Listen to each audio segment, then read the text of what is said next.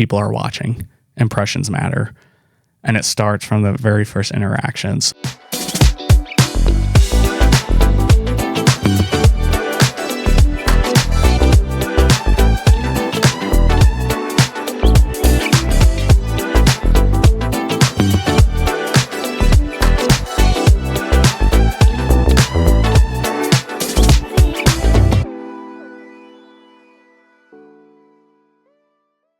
This podcast is for educational purposes only. Nothing you hear on this show is legal or investment advice, nor is it an offer to buy or sell securities. Always consult your own legal and financial professionals before making decisions. Dallon Schultz and Paul Kartchner here. We've got something unique for you guys today. So in our experience and with our time interviewing capital raisers, talking to them, and serving them through our capital raising CRM, there's a lot of questions that come up. Questions that we ask to better clarify where they're at, or questions that they ask to better understand the functionality of the tool.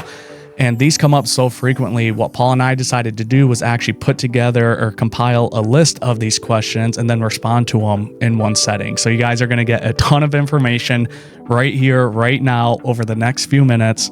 And so what we're going to do is just go back and forth and alternate on these questions that we've extracted from previous conversations. So without further ado, let's just jump right into it. Question number one is, what do you think causes most capital raisers to focus more on getting money instead of earning investor trust? I think gaining trust with any relationship, it doesn't matter. Gaining trust for anything takes a long time, and people think their mind is so stuck on, okay, I gotta underwrite a deal, I gotta acquire a deal, I gotta close the deal, and then they're like, oh shoot, now I need to raise capital.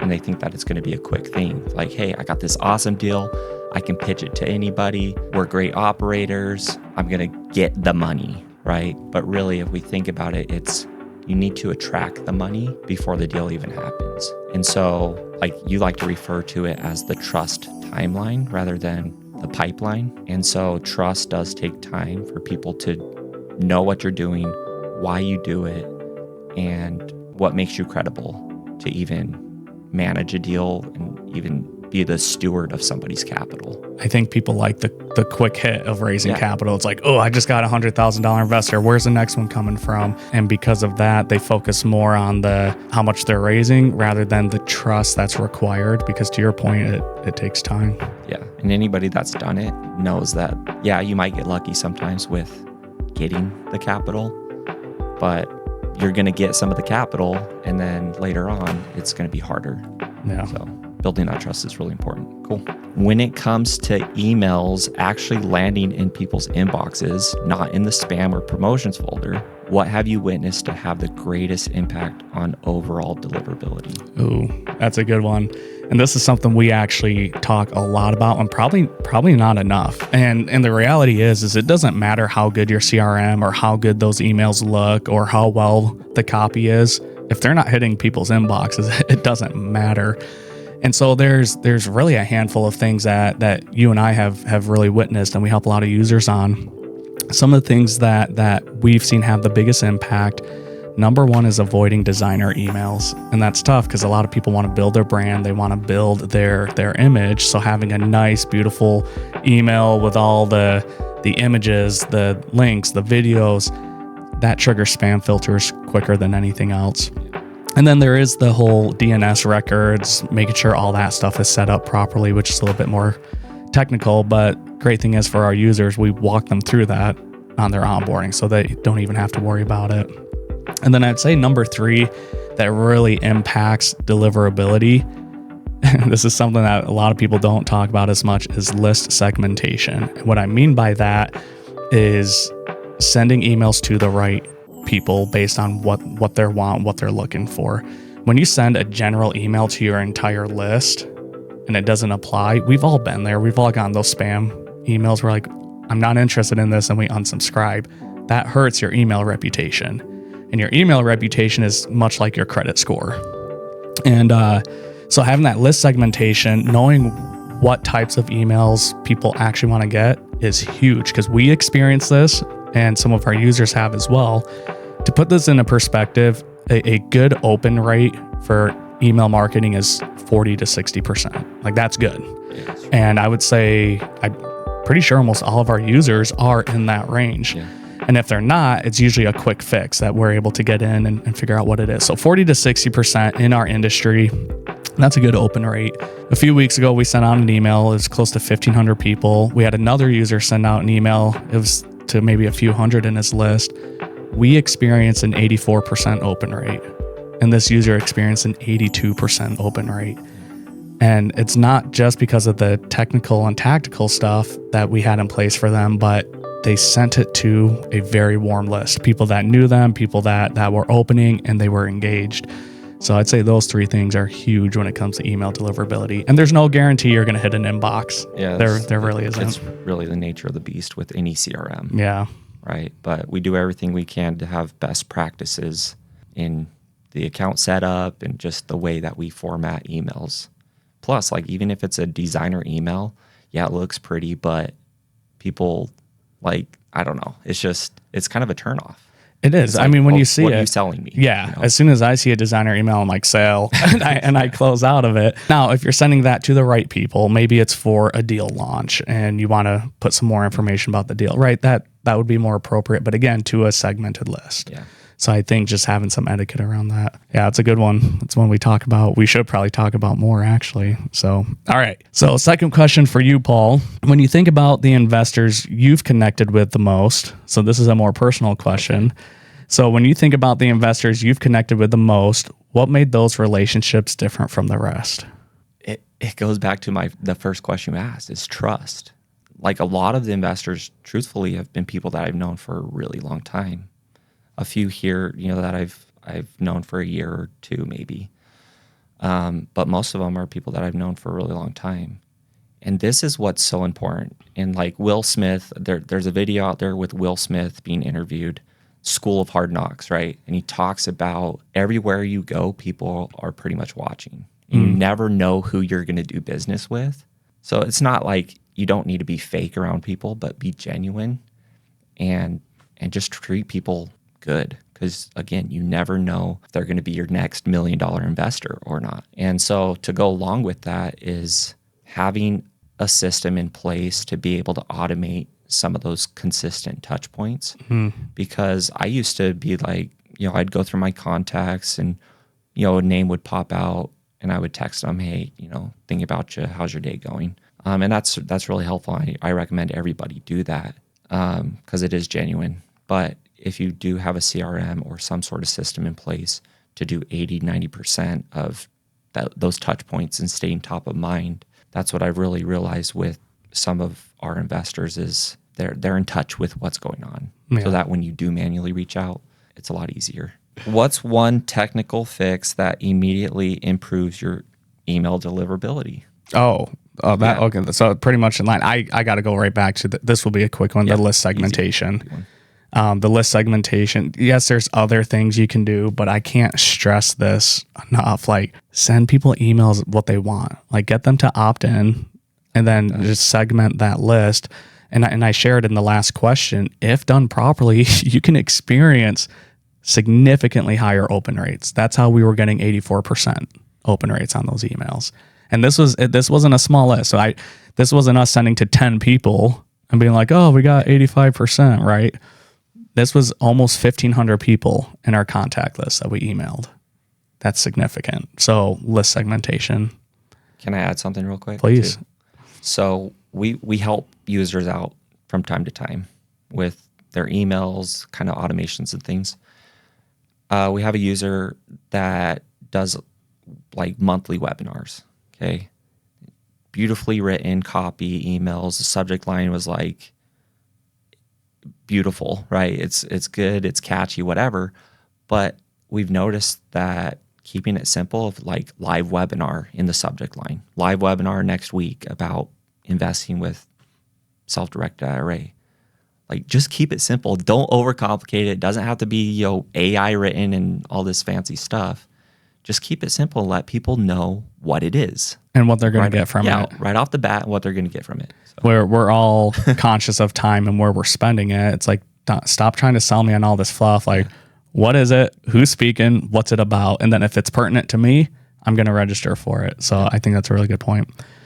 All right. So why do you think so many people underestimate how emotionally draining capital raising can be? I think like people that are new to it, I think it's just the culture in our industry is underwriting the deal, learning how to underwrite the deal. It's very important. It is how to find a deal, how to talk to brokers. But it seems like that the capital raising part gets pushed to the back burner. And so, they got all this stress up front of, okay, how do I find a good deal? They get a good deal, and then they try to raise capital, and there's so many other moving parts in there that they don't quite know that they can automate with the capital raising process. And so I think it's just emotional draining. It's like, man, you got life, you got kids, maybe you got family, maybe you have a full-time job too, and you're trying to do it all. Yeah. And they just don't realize how emotional draining it really is. I'm going to throw something in here. Naturally, I'm not an empathetic person, and I have personality. I talk about this all the time. I'm very open about it. It's not that I can't be empathetic. It just takes a little bit more effort. And I have personality assessments that prove this. Like there's one that we absolutely love. We use it all the time. It's called Clifton Strengths.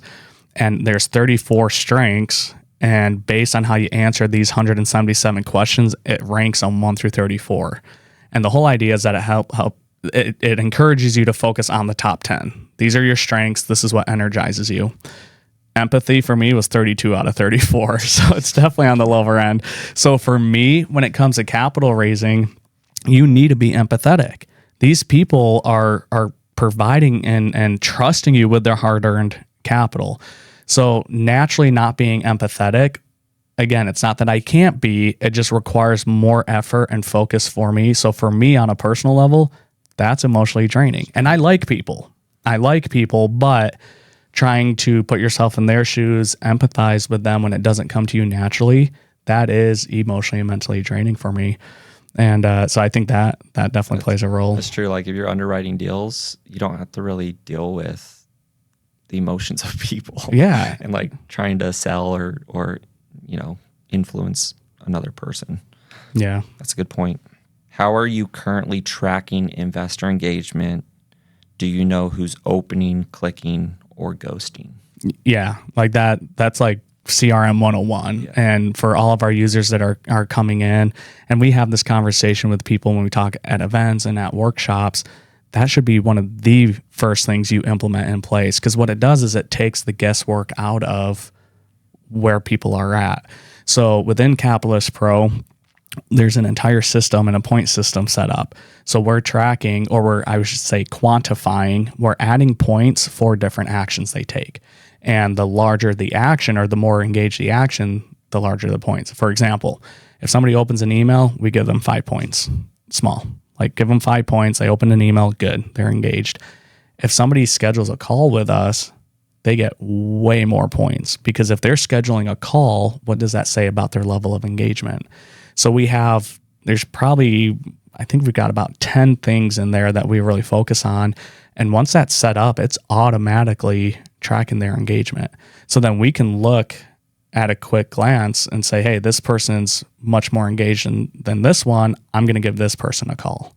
And so it really helps you be more efficient and effective with your time. Yeah. I would say that's probably the number one underrated feature of CRM. People think they need a beautiful website and all these like lead magnet forms and stuff. It's like, but what if you had a tool to track and nurture and know where people are at that are already in your CRM? All right. So what belief do you see holding most new capital raisers back from scaling their results? Right off the top of my mind, I go to, even with a system in place, the best success that we've seen from our users and ourselves with capital raising is having one person on the team dedicated to the system, to the CRM, figuring out new workflows, tracking engagement, all that good stuff. If you have someone dedicated, even if it's, a virtual assistant or something like that, have somebody that you can dedicate fully to the system. I agree 100% with you. And this is why we're going to tease it a little bit right now. This is why we're going to be partnering with a recruiting agency to not only find these technical VAs that can assist our users, but we're putting together a Capitallyst Pro certification program that then these virtual assistants can go through, they can take it, they can master it, and it's going to get them up to speed so that our users now have that person on their team dedicated for it rather than trying to go out and find it for themselves. So we're excited to roll that out. But yeah, I agree. Having that person that's dedicated to it, we can see it. Yeah, we can see it in the results and how their raises are going. So it's pretty significant. Like it. How much time each week could capital raisers save if their CRM automatically updated lead stages and tasks for them? So this was something, I don't know if you remember us doing this early on when we first launched Capitallyst Pro. Yeah. We had the same question.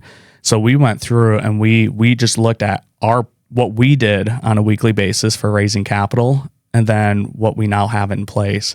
And when we calculated that out, minimum 10 hours a week. Yeah, that's with conservative. And with that, I'd say that was back when we started. So when we were newer to the systems, automations, and really what functionality CRMs could do.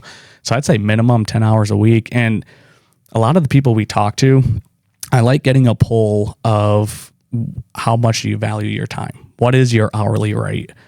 And the cool thing is in entrepreneurship and business and sales, whatever you're involved in this area, we don't necessarily go by hourly rates, but that's a lot of us grew up in a W-2 world or in a home, or we came from that profession. So putting it into perspective, most people say, hey, I value my time between $200 and $500 an hour. That's the range I get the most. And then occasionally you'll get somebody that's like, yeah, $1,000 an hour. And they're like, anyways. So when you think about that, the $200 to $500 an hour minimum, if a basic CRM system that's set up properly is saving you 10 hours, that's $2,000 to $5,000 a week that people are getting back in their time that they can spend on more revenue generating activities. And when you put it like that, it blows my mind why more people aren't in this and understanding the power of CRMs. And really that's why you and I exist and why we founded Capitallyst Pro, because we're wanting people we want to change that. Like the CRM needs to be the main part of your business. We work with Russell Gray, and he put it in a very good way that I've since taken and copied. But he says your CRM is really the central nervous system to your business. That's where all the information, leads, everything are flowing through and into. So yeah, it's I would say 10 hours minimum, and to your point, I think that's being conservative. Okay, so again, another personal question for you. What does true financial freedom look like to you, and how does raising capital responsibly fit into that vision? A lot of people get into this business because of that concept of being financially free. And that's why I got into it, because it's like, okay, I'm sitting here at a 9-to-5 job, and there's all these people that are almost 60 years old. They can't retire because everything's too expensive, and they have maybe $300,000 in retirement money. You can't live off that very long. It might last a little bit. So just the idea of raising money, helping other people out with their wealth, creating a good deal that can sustain that and grow that wealth, but also help me out as well. And so financial freedom to me, and we talk about this all the time. Yeah. Like, what does this mean to you? And I think it means different for everybody. But this might sound silly, but just to be able to take like a group of 15 or 20 people, maybe it's family, friends, whatever, to dinner and pay for everybody to eat. Like, that's super silly. But just the fact that it's like, you don't even have to look at the receipt to pay for dinner. Like, that's financial freedom. Be able to go and do whatever you want, whenever you want, with whoever you want, and not have the stresses of that financial, thing always in the back of your mind. Like, okay, how are we going to pay next month's mortgage or rent or whatever? So to me, it's just the relief of knowing that you're taken care of. When I think about the opportunities that capital raising really presents and why we focus on it, not why we help others, for me, it really comes down to flexibility and opportunity. And you and I, we're in the same boat in this sense where we can't just sit around. We need something that we're working on. We need to feel productive. It's just part of who we are. And what we realized a couple of years ago when we were raising capital for our fund, we realized, because we were chasing deals, we were underwriting deals, talking to brokers, or trying to raise capital, we were trying to do it all. We realized that if we could figure out the capital raising game, we would never have to look for a deal again.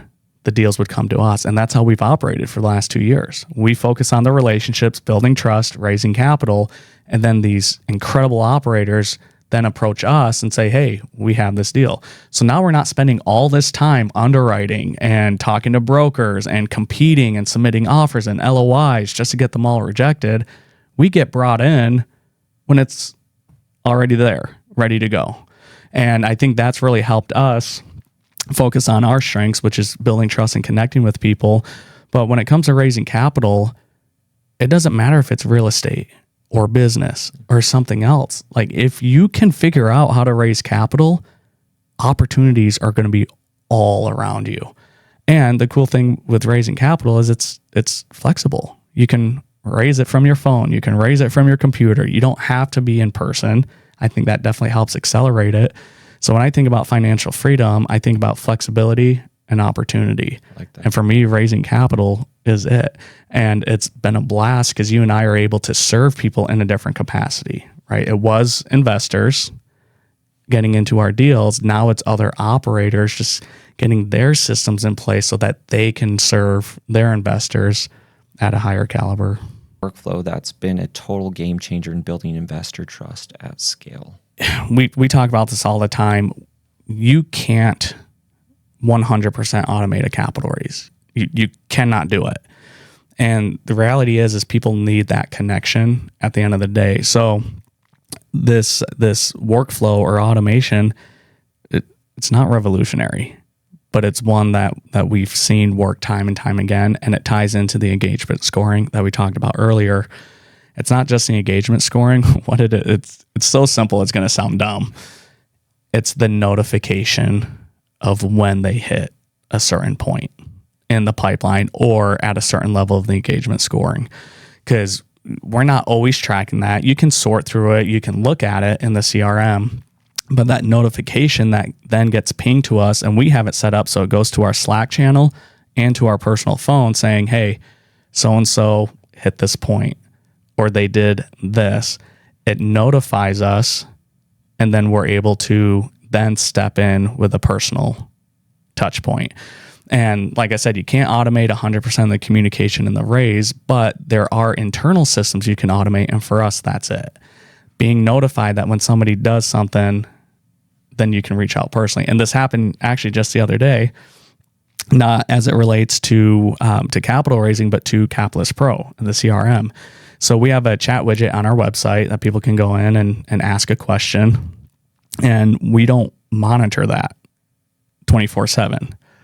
So we have an automation that when somebody submits a message, they get a text back from our work number saying, hey, just want to let you know, we got your request. We're tied up with other people. We'll get back to you shortly. So the person that submits it gets that message, and then our team internally gets notified saying, hey, so-and-so just submitted a message, and then boom, it's on our radar, and it creates a task in the CRM to do it. So this happened just the other day.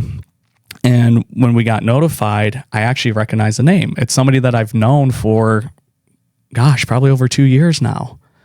And so when I saw that their question came in, I didn't think twice about it. I just picked up my phone and I called them. And I was just like, hey, so-and-so. Well, he answered. He's like, hey, this is so-and-so. I was like, hey, it's Dallon. He's like, Dallon, hey, how you doing? I was like, hey, the team mentioned that you had submitted a request And when they mentioned your name, I was like, oh, I know him. I'll just give him a call. So that simple automation or workflow, it's not revolutionary. It was just keeping people on our radar, if that makes sense, at the right time. Yeah. Yeah, I love that. Being able to, especially if you recognize the name, just having it automated so you can kind of filter out who you reach out to. But yeah, that's huge. It was a twist for sure. I wasn't expecting you to say that workflow. But yeah, just being able to notify and remind us to do manual actions, because capital raising is a very personal thing. Yeah. Oh, it's your turn. Okay. To ask. We're struggling going back and forth. A lot of good content though. Hope you guys are enjoying this. We're just sharing with you our firsthand experiences, what either what we've gone through or what we've seen for our users. So, all right. Where do you see the biggest breakdown in most people's capital raising process? Is it getting leads? Is it nurturing them? Or is it converting them? Because all of us, like, I shouldn't say all of us, but most people, they probably know 1,000 people or more, or they have Facebook or Instagram followers, LinkedIn followers, stuff like that. So I don't necessarily think leads is the biggest problem and that they struggle with, because you can have a webinar and, have people opt in or whatever it is. But nurturing them is where people fall short. And it's the easiest one because you can automate the nurture, right? If you can automate the nurture to a point, know where they're at in their journey, you know how engaged they are. If you meet them where they're at, the close can be simple. Yeah. Right? Of course, you still need to have some skills in being able to influence and persuade somebody that it's the best option for them. But again, if you can nurture to that point, then the close is a little bit more simple. And it comes down to building trust. And I've shared this before. Like, it seems like so many people treat capital raising as a one-night stand. So they go in looking to score, that person says no, and they get rejected, and then they move on to somebody else rather than sitting there and trying to get to know that person and determine if the alignment is there. I mean, these are relationships, these are partnerships at the end of the day. So whether you're raising capital for business or for real estate, I mean, 3 to 5 years minimum on average in most situations. So yeah, that's a good one. Okay. Tell us about a time when inconsistent communication costs a capital raiser a potential investor. What could have prevented it? Can that capital raiser be me? Sure. Oh man, we talk about this a lot. And this was before we had a system. This was before we had Capitallyst Pro. We had an investor just sold his business. So he's sitting on capital. And somebody that you actually know. You've known him for a while, and a lot of trust was built there, and we had multiple conversations. He was newer to apartment investing, so we had a lot of good Zoom calls, a lot of meetings, just educating and just building that rapport and trust, and helping him understand everything that goes into this. And he's like, "Yep, guys, I'm in." He's like, "I'm in," and he's like, "I got some additional capital coming in a couple months, so reach out to me then," which is fine because we didn't have a deal in that moment, so we weren't in a rush, which is actually the best time to raise capital. So he was in. He's like, "Yep, I got a couple $100,000. I'm in." Sweet. So we went silent for about 3 months because we didn't have a deal. A deal comes up 3 months later. Call him up, be like, "Hey, we got a deal. You still interested?" What he said next, just like, this is a core memory, not a good one, but a core memory that I think really helped us get us to where we were. He said, "Dallon, I wish you called me 2 weeks ago. I just invested that money with somebody else because I forgot what it was. I forgot that you guys did this. I forgot that we had a conversation about it." And in my mind, I'm like, how do you forget about that? We had multiple conversations. You were committed, right? Like we thought we did all the right steps, and we did. What we lacked, and the thing that we missed was that nurturing. We weren't staying top of mind. Had we been staying top of mind, had I been pinging them every couple weeks saying something like, "Hey, we just looked at this deal, it didn't fit our criteria, we'll keep you updated." Had I been doing that every couple weeks, 3 to 4 weeks, guarantee we wouldn't have missed out on that. So that was a painful mistake that we experienced ourselves, and we were on a mission to make sure our users don't experience something similar. Yeah, great answer. I like it. Okay. Hey, as a business owner or entrepreneur, one of your biggest struggles is raising capital. Maybe you've gone to the bank, maybe you've been turned down, or maybe you just have never thought of before speaking to investors. The reason the people here at Capitallyst Pro, Dallon and Paul, have decided to partner with us over here at Capital Connections is we not only teach people how to attract and raise capital, we actually put you in the rooms where the capital flows. That's right. My name is Brad Blazer, and I've raised over $2 billion. And over the last 5 years, I have personally taught and mentored hundreds of people around the world on how to attract, raise, and close capital so they can be doing something bigger in life. But it's not only the coaching and mentoring. While we're working together, I put you in rooms of curated events with family offices, broker-dealers, and registered investment advisory firms. That's right. We create the proximity to my network because we know that proximity is power. It's our belief and our finding that no other company out there offering services in the capital raising space is doing that, which is why we have forged this strategic relationship. If you'd like to learn more, click the link below that's provided here in this podcast. And this is Brad Blazer saying we can't wait to work together. How often do you think good investors slip through the cracks simply because of poor follow-up? Wait, did you just ask me that one? No, I said,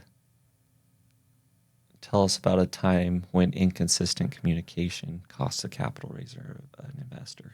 Oh, so this one's how do you think good investors slip through the cracks simply because of poor follow-up or inconsistent communication? Yeah, I wanted to add something to yours. Okay, so perfect. I'll just add it now. It's perfect timing. I was just thinking about that experience. So within the 2 to 3 months that we didn't have a deal, yes, you can personally outreach, you can do stuff like that. But just think about how uneducated people are with investing, whether it's a business, whether it's real estate, whatever. But what if you were to send automated emails every single week? You're top of mind. Maybe you're posting on social media too, so another touch point. And you're educating them the tax benefits. You're inviting them to workshops and you're webinars. Inviting them to workshops. Maybe they don't know that they can, write off all this tax, cost segregation. Maybe you're educating them on investing with self-directed IRAs. A lot of people don't know they can do that. So in the meantime, you're educating, nurturing them, and it could potentially give them another idea of like, oh yeah, I have $500,000 in a self-directed IRA. I didn't even know I could do that. So that's how you keep people from falling through the cracks. Yeah. I like it. Cool. That was an easy one. Yeah. It's ironic how both of those just lined up back to back that way. But I think it kind of shows too how important that piece of it is. Yeah. All right. What's one experience that stands out where a well-timed follow-up turned a cold lead into a committed investor?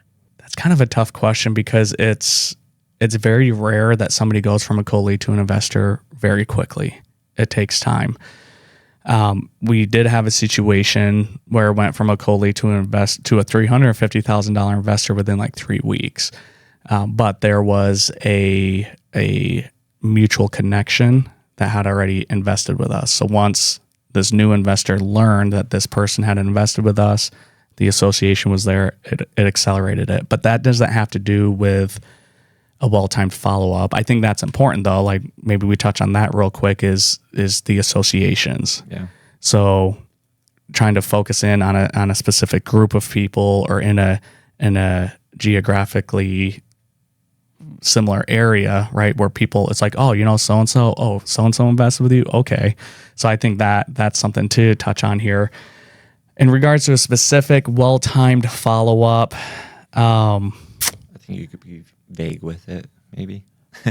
You can't think of one. Yeah, I can't think of something specifically. We've talked a lot about through this the importance of that notification when somebody reaches out, when they hit a certain level of their engagement score. So yeah, since I can't think of one off the top of my head, I would just, I guess, reemphasize that is well-timed follow-ups. Sometimes you don't know. And if you have a good system in place, if you're tracking engagement and you're seeing the activity of those people, that can lead to more strategic follow-ups. And then there's a lot of times too, you and I have talked about this. We just reach out. Timing, I think, has a lot to do with it as well. Yeah. The system may not be tracking everything, and you happen to reach out to this person and they're like, oh yeah, I'm so glad that you reached out. I actually am looking for this. So with that, in those situations that we've experienced, we didn't have something or a system telling us, hey, reach out to this person. It was just, we were going through our phones, we were going through our contact list. But I think that shows how important it is to have that invitation consistently going out, because you don't know when people are going to be ready or who's even watching you. Another piece to this that we've both experienced, we'll reach out to somebody or they'll reach out to us and say, hey, I've been following you for 6 months. I've been tracking you for 12 months, right? They're not liking, they're not commenting, they're not engaging, they're not doing anything until they reach out to you. So that's shown you and I that people are always watching. And you mentioned that earlier. People are always watching and observing what you're doing. So yeah, I think just having that good system and just having something that automatically is making those touch points as well, because you don't know when somebody will be ready. And you can't guess that. Like, you don't know what they're going through in their life. So if you have that system that's providing those micro touch points and keeping you top of mind, who's going to be the first person they think of? This happened yesterday. Somebody is getting ready to launch a fund. They were raising capital for other people before using their systems and whatever they had in place, and they decided to take it on themselves. So we jumped on a call yesterday, and he's like, yeah, when we started thinking about, hey, what tools, what systems we need, he's like, why am I spending all this time doing this? I know Dallon, and I know that he's got the Capitallyst Pro CRM, and so he just reached out to me. This is somebody that we've known for over 18 months, but where he was at, he wasn't ready for it. He wasn't ready for the tool. But when he was, we were the ones that he thought of. And I think that's what it really comes down to. Yeah, I think you can predict or like guide the perfect timing. And just to close that little thought there, if you're not top of mind, we say this all the time, if you're not top of mind, somebody else will be. And so if you're consistent and regularly on top of mind of somebody, they're going to keep you in mind, and they're going to probably invest with you rather than somebody else. Cool. Yeah, I like it. Okay.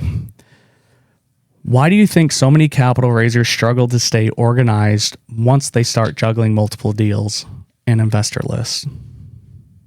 They're at capacity. We hear this all the time. Oh yeah, I'll get a CRM when I got a deal. You know? That's the worst time to get a CRM. I'll get a CRM when I have a deal. It'll be perfect timing because I'll raise money just like that. No, it takes time. You're already at capacity. So get your systems in place now, build that foundation so that when you do have a deal, it'll free up that time for you to be able to raise some capital. Yeah. Yeah, well said. I got nothing to add to it. How have you seen people being able to maintain a personal touch when automating so many things in their business? This is challenging. And this is where I think a lot of people struggle right now, especially with AI and automation. We're seeing it. We're seeing it across the board with emails, with content. It seems to be becoming less and less personalized. And they're great tools, and I think it can free up a lot of time, but you've got to maintain that personal connection. We've talked about this a lot already. So going back, ask the question again, because my brain's already going 100 miles an hour. How have you seen people being able to maintain a personal touch when automating so many things in their business? There's some things to automate. There's some things that shouldn't be automated. You should be personally reaching out to that person. Maybe it's not every single week. That'd be kind of weird. If somebody was reaching out to me every single week, I'd be like, all right, bro, stop stalking me. Yeah. But maybe it's once a month. And that personal outreach, maybe it's a voice memo. Maybe it's a selfie video. Maybe it's a handwritten note, right? So that can stack up, especially if you're building a list of a few hundred investors and then you start growing a few thousand leads, right? I think knowing when to do that personal outreach is critical. And we talked about this that was the workflow, the automation that I mentioned. So whatever your process looks like in building trust with people, and maybe you don't know what that is. And if that's where you're at, start there. Like put together that framework, put together what that looks like of what these people need to go through. And then at different points in their journey, that's where you can insert a notification for personal touch. So maybe starting out, it's a voice memo, and then you send a selfie video. And the system's notifying you because it's automated. It's tracking those certain things. Or if they do certain things, if they schedule a call or if they register for a workshop, maybe it pings you. It says, hey, Paul just registered for a workshop. So I take 30 seconds, send a voice memo to Paul. Hey, Paul, saw you register for a workshop. Really looking forward to seeing you there. Who does that? Nobody. Yeah. How much time does that take out of your schedule? Not very much, right? So it's little things like that. And then as they progress through that trust timeline and you're building more of a relationship, then maybe you do handwritten notes or things that might take a little bit more time.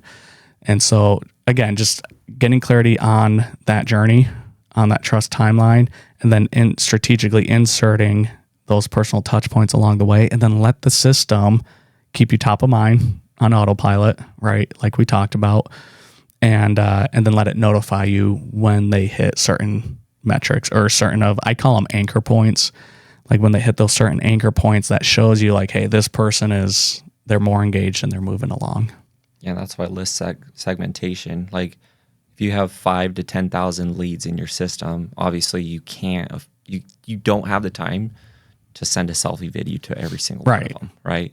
So it's like, hey, what are the top warmest 100 leads this month that I need to reach out to? Yeah. And let the system notify you. Yeah. Cool. I had another thought on that, but it slipped my mind. So it's good. I like it. It's good stuff. What are the key differences you've noticed between someone who has a clear investor nurture process and someone who doesn't? What are the key differences? Key differences you've noticed between someone who has a clear investor nurture process and someone who doesn't. It's funny because we meet with people or our users. We have open office hour 3 days a week, Monday, Wednesday, Friday for an hour. They can jump on. We can help them build stuff, answer questions real time. Like it's a really good opportunity. And I notice the people who attend a lot, they have the proper systems in place. Those who maybe attend not at all or whatever, they don't.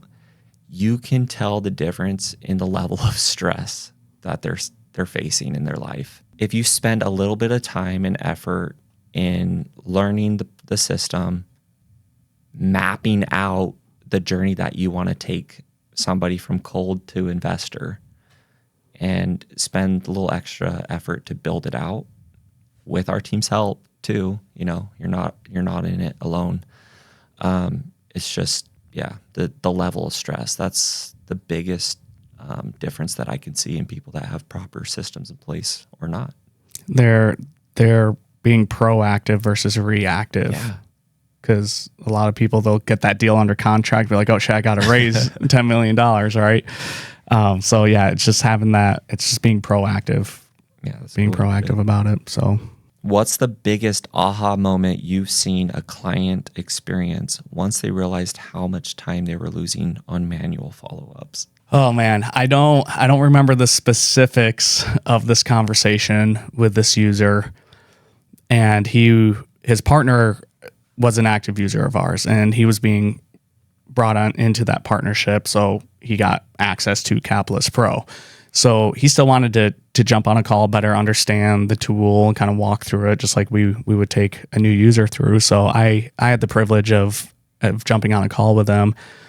And most people, I would say, are visual learners. I am for sure. Like, I have to see something, and then once I see something, it creates this image in my mind. And if I can see a process from start to finish, like, I'm all in.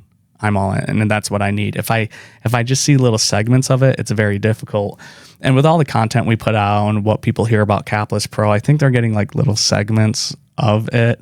And so when it comes to comparing us to other CRMs or other similar solutions, it's a little bit more difficult to differentiate in that aspect. But once we were able to jump on a call and I walked him through and I showed him everything from how to generate the lead, how it flows into the system, how it nurtures them, how it tracks the engagement scoring, how it automatically moves them through the pipeline so you manually don't have to do it, and then how it notifies you. And then when it gets to a certain point, it extends an invitation for a call or a soft commitment form or things like that. Once I was able to show him that, visibly, he was just like you could just see it, like, holy cow, you guys really manage, your tool can really manage everything from start to finish. Yeah. From generating a lead to nurturing them to a point where they're ready to wire funds. And I said, yes. And he's like, I get it now.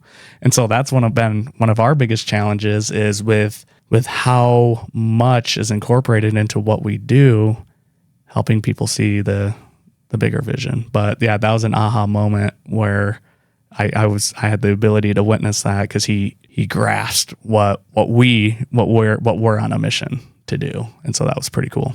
All right. I think we're last question, for each one of us. Yep. So, okay. What's one thing you wish more capital raisers automated? Ooh, this is good. So I didn't finish it. What's one thing you wish more capital raisers automated, not to remove the human touch, but to create more time for it? Everything just seems to be bleeding together. I don't want to totally regurgitate what we've already talked about, and it's important to automate 80 to 90%. I think of it as just utilizing the system, the CRM, to do those little just minute tasks and things that you don't want to do, right? That take a lot of brain power and whatnot. Use a system to do that. Automation is awesome, but there's a point where you do need to reach out personally and educate personally and nurture that relationship. So you don't want a robot nurturing your relationships for you, or I guess you can nurture the relationship. I would say building the relationship is a very personal thing. Yeah. Yeah. I had a thought as you were answering this, and I was pondering on it. One of the things that we've learned in our business, and one of the things we try to relate to our users, is qualifying the lead before you even get on a call with them. And I think the natural tendency is to just ask people to jump on a call. That's the ask. That's a call to action, jump on a call. Now, that's a big jump for a lot of people if they're new. If they're like, hey, I just heard about you. I don't want to jump on a call yet because I know you're going to try to sell me. The trust isn't there. So I think they ask prematurely. But those that do agree to a call, what we have found is that first call, first of all, you should never be pitching the deal. And I think most people, I would hope most people are aware of that. But what they end up doing is they go through the qualification on the phone. Yeah. Are you a accredited investor? How much are you looking to? All these things where all of that can be automated. All of that can be done through a quiz funnel, through clarifying forms, documents. It can be, hey, watch this. And so by the time we jump on a call, we can be more intentional with our time. This is the goal for this call. This is what we've seen to be most effective. So if someone's willing to go through that, and you don't want to make it so difficult that it creates so much friction, people just say no, but you've got to have a gatekeeper. You got to have something there to help qualify and disqualify people. Otherwise, you're jumping on the call with people that aren't even qualified, and you're wasting that time when you could have a tool or a system done for you. So I think people need to put more time and focus on how they're qualifying who they get on calls with. Because if you don't respect your time, they sure as hell won't. Yeah, dude, thanks so much for bringing that up. I completely didn't even think about that, but that is very important. And we've built our framework and system and given you the special tools to be able to really qualify and disqualify and make it fun. A lot of people have investor questionnaire forms, boring, but if you have an investor questionnaire quiz, it's make it interactive. Yeah, it's like choose your journey, choose your path. And we have those pre-built for our users. So it's pretty cool. But yeah, I love this part to the question, not to remove the human touch, but to create more time for it. So that's really what it comes down to. And that's what we do here. We don't remove or replace the human touch. We automate things so it allows more time for it to happen. Golden. We should make t-shirts on that. Yeah. With that quote. All right, last one. All right. If every capital raiser had a system that handled the follow-up while they focused on the relationship, how different would their results be? Oh, you'd see it in the capital they raise. 100%. Like they would raise capital more predictably and more consistently. Because once you have that system, once you have that machine, once you have that process in place, then it's just a matter of feeding it. And what a lot of people don't realize too is every time you interact with a potential investor, even from that first interaction and the multiple touch points throughout, they're assessing you. And if your follow-up's shitty, if your follow-up is sporadic, if you don't look like you have your stuff together within those first few conversations of just educating them and keeping them informed. And this is why it's so important that you have some sort of system or process. Let people know. They don't know. They've never done this before. So having a system or a process and say, hey, next thing we're going to do is we're going to jump on a call. This call is not to talk about the deal. We can worry about that later. I want to understand your focus, your investment goals, make sure the alignment is there. If we both determine that it is, then what we'll do is we'll schedule a follow-up call and we'll get into more depth of the deal itself. But actually, before we schedule that call, we have a recorded webinar that we did on this. And this webinar is going to answer 80 to 90% of the questions you're going to ask me. I'm just being honest with you. So after this call, if we determine the alignment's there, and if I sent you that recording, any reason you wouldn't watch that before our next call? And if they're in agreement, if the trust is there, they're going to say, yeah, no, not a problem. So they already know the next step before we even started that first call. So having that system, having that process, that instills confidence with people. So if you don't even have a system in place up early at this point in the journey, you're losing trust and you don't even realize it. Yeah. Like I'm just thinking back to when I first started raising capital. It's kind of embarrassing. It's like, hey, you're raising $100,000 to, $500,000 from some people. If you look professional. Yeah. Be professional. If you don't have a good system in place, how are they going to trust you with writing you a $100,000 check?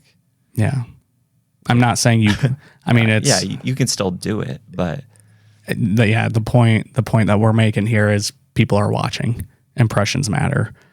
And it starts from the very first interaction. So what better place to focus on your systems and your processes than within your CRM? So 100%. Man, those were some good questions. This was fun. Yeah, it was fun. Got us thinking. So I'm glad we were able to put those together. So look, guys, hopefully you enjoyed that. Got some insight into our experience, not just as the founders of Capitallyst Pro, but raising capital as well, and got to hear some experiences of some of our users. If you've raised $5 to $10 million or more and you've done it without a system, we need to have a conversation. So if you're curious on learning a little bit more about Capitallyst Pro, just click on the demo link in the description. That's a pre-recorded demo. It's going to provide you a high level of really a lot of what we talked about today. That's going to be the visual piece to what we discussed. And if it makes sense for us to jump on a call, let's do it. We're here to assist you. We're here to help you. Thanks for tuning in. Hope you walked away with some value. Thanks, guys.